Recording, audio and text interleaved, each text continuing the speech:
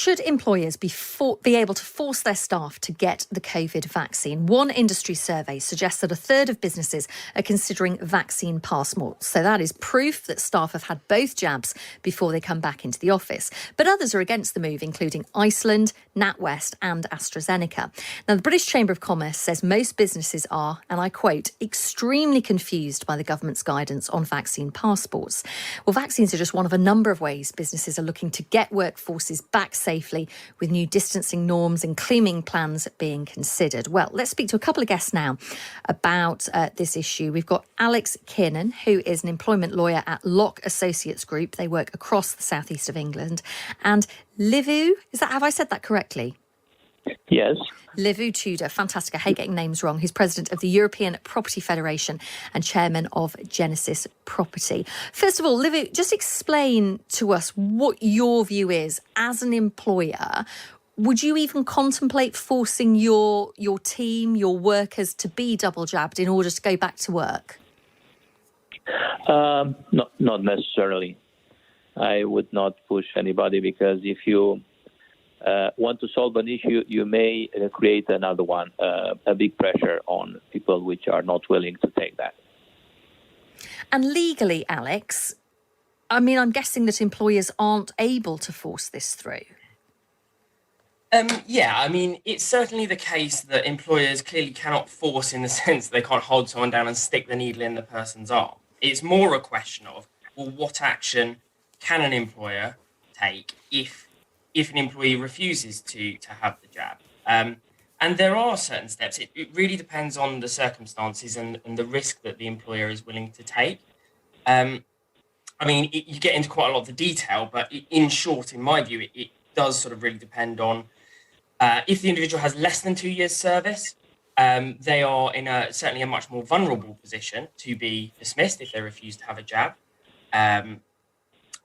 And the main reason for that is because they don't have the right to bring an ordinary claim for unfair dismissal. There is still the potential for those individuals to allege some form of discrimination claim, and we've seen, I've seen a lot about that in the press. There isn't necessarily an obvious route to go down in that regard, but there certainly is the potential, and we haven't had the case law on it yet to sort of properly assess it. So in short, in terms of the discrimination aspect, we have something known as the Equality Act 2010. It says that you can't discriminate because of certain characteristics in the workplace when providing goods and services. And reluctance to have a vaccine, of course, is not one of those protected characteristics. There are things like race, there are things like sex, etc.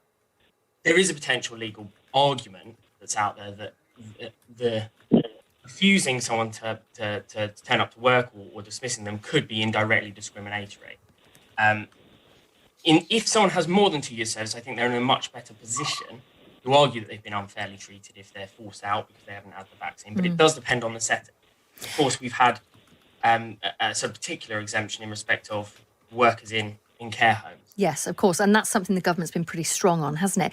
Liviu, I'm interested to know, you obviously advise a lot of businesses as well. What are the sort of things they're saying to you? Is there a general sense that people do want to encourage people to have vaccines or force them to? First, of course, they want to encourage them. But what our discussions are with employers and landlords, it's to first make a healthy building for them, to create healthy conditions and to redesign the offices in order to create a trust to come back to offices. This is why we developed the immune building standard, which is preparing the buildings the same way we prepare our bodies to be immune to this kind of threats. So this is the accent we are placing more than psychologically forcing people to vaccinate. Anyhow, it's a whole discussion, and there are so many sources for everybody to have an opinion. Definitely, they already have that opinion, and if they stand out, I think we don't have to fight with people. So you're going to be encouraging people to get vaccinated, but also setting up the workplace so that it is a safe, clean working environment. Because I guess that is a potential problem, isn't it, Alex? That you could end up, as an employer, you could be sued if you force someone to be vaccinated.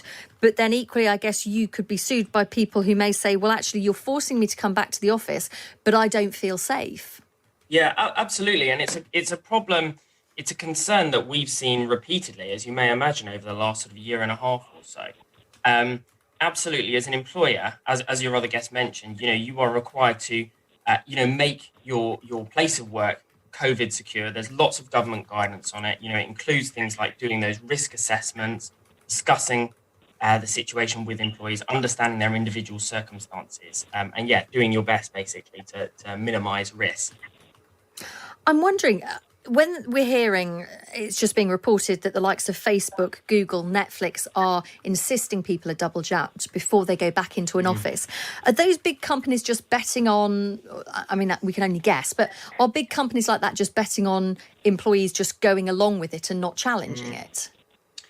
Well, I think what's quite interesting about some of those that I've looked at, I haven't studied them all, but at the moment, they're not saying they're going to sort of dismiss individuals if they've not had the jab. They're just saying right now in the transition of returning to the workplace, if you haven't had the jab, then we're asking you not to come back into the office. So there's a slight distinction there, it seems. Obviously, there's lots of people doing different things there, but I think the interesting time is going to come sort of after sort of more September time when maybe we're looking at everyone, possibly a large proportion of people returning to the office and what their policies are going to be then.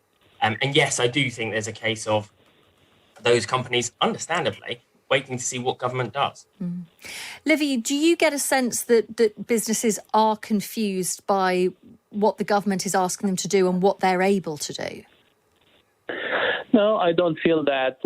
As you know, they have armies of lawyers and thinkers and managers, and they know how to handle it. It's a matter of a huge issue with this lockdown and 1 year and a half, almost 1 year and a half working at home. It's a new paradigm concerning the workplaces, and I know for sure that they are working for new concepts to be launched soon.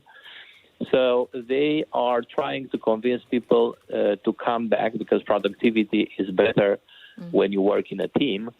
And for that, they are willing to do whatever. New concept for offices.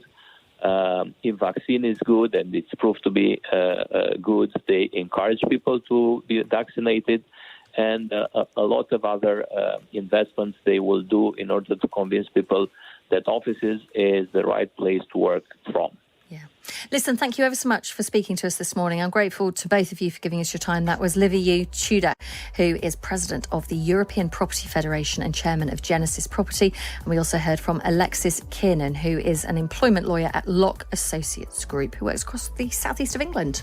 Fascinating stuff. Let us know your view on all of this. Would you feel comfortable if your employer was requiring you to show that you had been vaccinated to come to work? Would you feel comfortable going to work next to somebody who hadn't been vaccinated? It is a very thorny issue. And it's interesting, isn't it? Because different workplaces have different strategies as well. As things start to open up now, some places you would go in and there's screens. Other places say you still have to wear masks as you walk around. It's kind of that tricky middle period, isn't it, as we're trying to move out. Sometimes you're going into people's houses or shoulder to shoulder on a production